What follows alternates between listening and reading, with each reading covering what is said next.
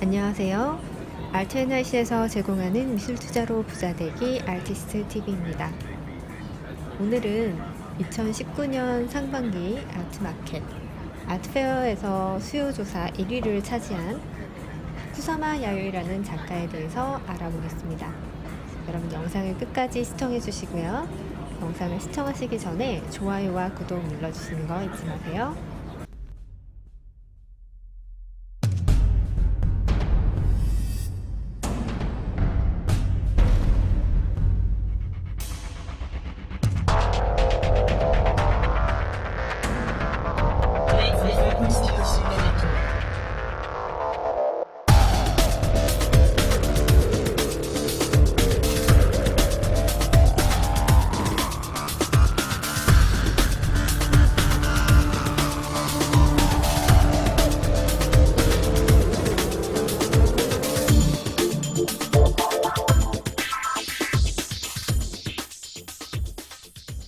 한 번만 봐도 너무 강렬해서 절대로 잊혀지지 않을 듯한 그런 작품.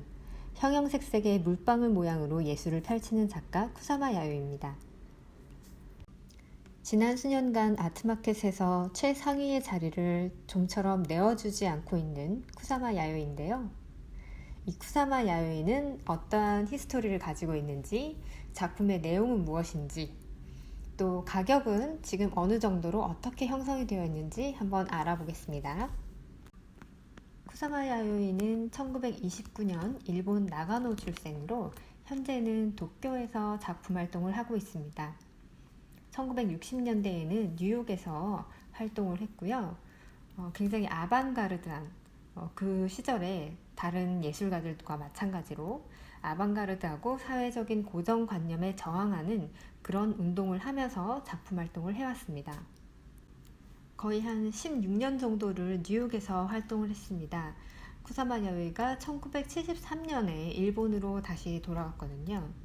그 당시에 1960년대에는 뉴욕에서는 추상표현주의가 굉장히 절대적으로 인기 있는 작품이었습니다. 작품 스타일이었는데 제 7번 영상에 그 추상표현주의의 대표적인 작가 잭슨 폴락에 대한 내용이 있습니다. 아직도 영상을 시청하지 못하신 분들은 7번 영상으로 돌아가셔서 추상표현주의 그리고 잭슨 폴락에 대해서도 한번 봐주시면 도움이 많이 될 것 같네요.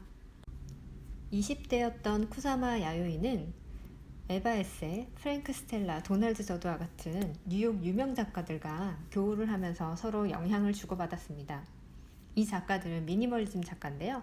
나중에 또 이 작가들에 대해서도 다뤄보는 시간을 가져보도록 하겠습니다. 이 작가들 굉장히 중요하고 유명한 작가들이거든요. 특히 도널드 저드 같은 경우는 작품 활동도 했었지만 평론가로서도 활동을 했었습니다. 그래서 이 쿠사마 야요이의 작품을 처음으로 잡지에 소개하게 됩니다. 뉴욕 미술계의 혜성처럼 나타난 쿠사마 야요이를 사람들은 뉴욕 미술계의 흐름과 또 시대 정신, 또 아주 유니크한 그 작품의 어떤 스타일, 또 동양 여자, 뭐 이런 여러 가지 상황들이 맞아 떨어지면서 쿠사마 야요이의 영향력과 또 인기는 점점 더 올라가게 됩니다.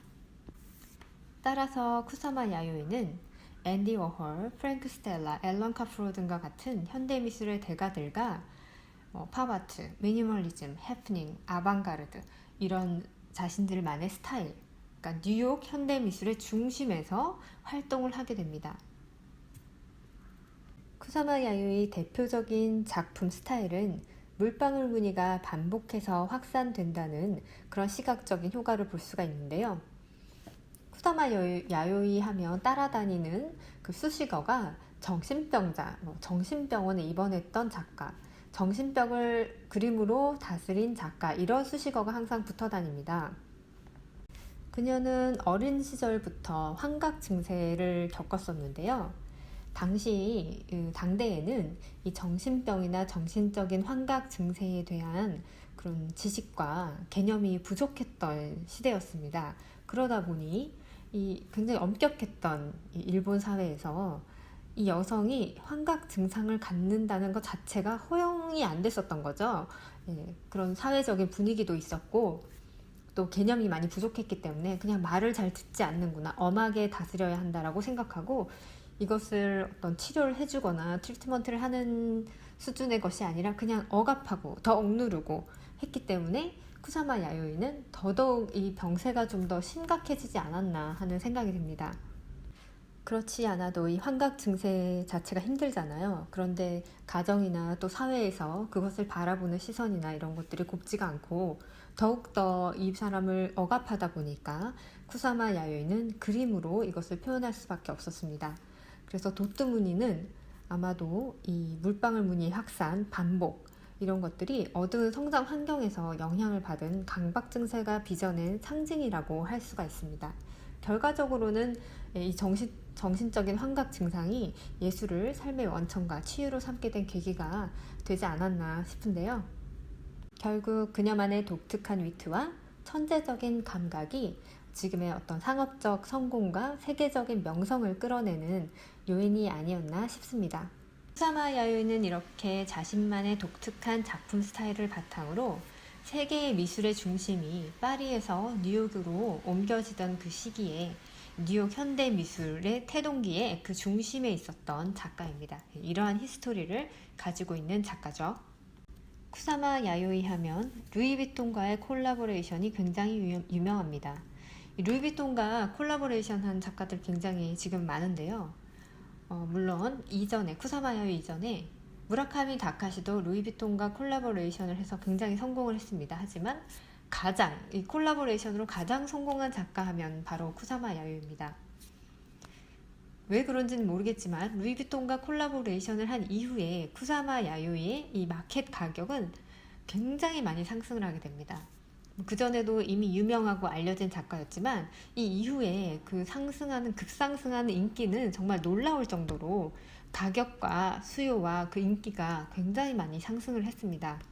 이건 저의 개인적인 의견이지만 이 도트무늬라는 거, 물방울 무늬는 패션에서 굉장히 많이 사용했던, 그리고 복고풍 하면은 떠오르는 그런 도트무늬 원피스 이런 거 떠오르잖아요. 그런 것처럼 패션과 콜라보레이션을 했을 때 굉장히 조우하기가 쉽고 어울리는 그런 작품 스타일링이 아닌가 싶습니다. 그래서 인기 또한 많이 올라갔고 쿠사마 야요이를 잘 몰랐던 사람들도 이 루이비통과 콜라보레이션을 통해서 이 작품을 많이 알게 됐고 작품을 좋아하게 됐고 그러다 보니까 그 인기가 더욱 올라간 것이 아닌가 하는 그런 생각이 드네요. 쿠사마 야요이의 작품 중에 가장 알려지고 인기가 많은 작품은 인피니트 미러룸, 인피니트 네트 이런 설치 작품, 대형 설치 작품들이 굉장히 환상적이고 그런 효과를 많이 주기 때문에 대중적으로도 많이 알려져 있고 인기가 많습니다. 그리고 마켓에서는 가장 인기가 많은 작품이 또 호박 작품이 있죠. 특히 노란색 호박 작품이 굉장히 인기가 많았습니다.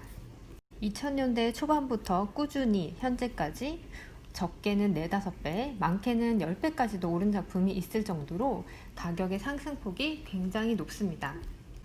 아이패드 정도 되는 사이즈 1호 작품 2007년 서울 옥션에서 1994년작 노란색 호박이 당시에 1,800만 원에 출품되어서 4,600만 원에 낙찰이 되었습니다.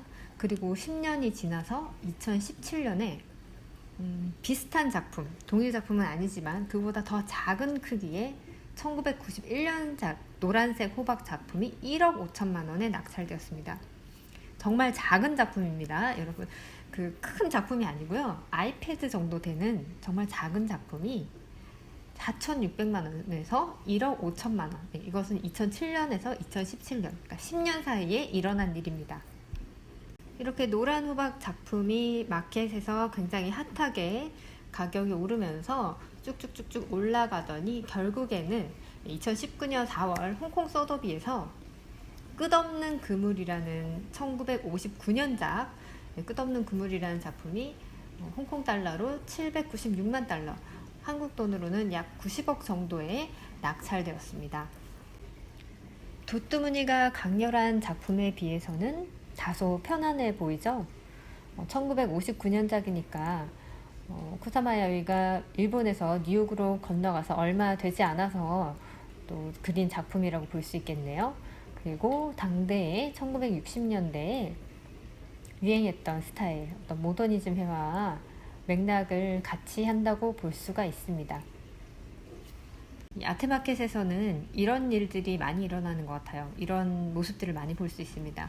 어떤 인기 있는 한 작가의 인기 있는 시리즈물이 있어요. 시리즈와 그 어떤 시대, 인기 있는 작품이 나왔던 시대가 있는데 그 작품을 집중적으로 구매하고 인기가 있으니까 더 많이 팔리고 이런 현상이 막 지속되다가 어느 순간 초기작이라든지 좀 덜 알려진 작품을 찾는 사람들이 생기면서 최고가를 갱신하는 그런 일들이 잘 일어납니다.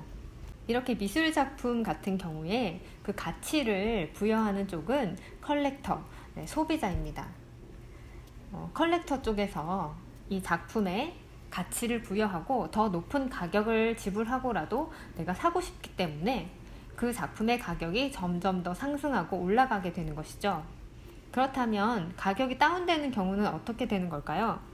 그런 경우는 파는 쪽에서 갤러리나 아트 딜러나 어떤 개인 컬렉터가 파는 쪽에서 팔고 싶기 때문에, 소비자가 컬렉터가 원하는 것보다 더 많이 팔고 싶기 때문에 가격을 다운시키는 것입니다.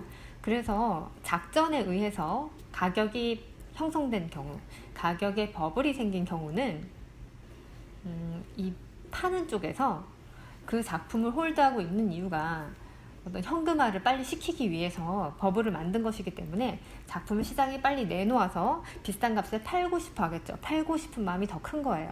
그러면 소비자들이, 컬렉터가 사고 싶어 하는 것보다 팔고 싶어 하는 쪽에서 더 팔고 싶기 때문에 가격을 다운시킬 수밖에 없습니다. 그러면 가격이 점점점 하락하겠죠. 그래서 이 작전에 의해서 이렇게 버블이 생긴 경우는 좀 조심하셔야 됩니다.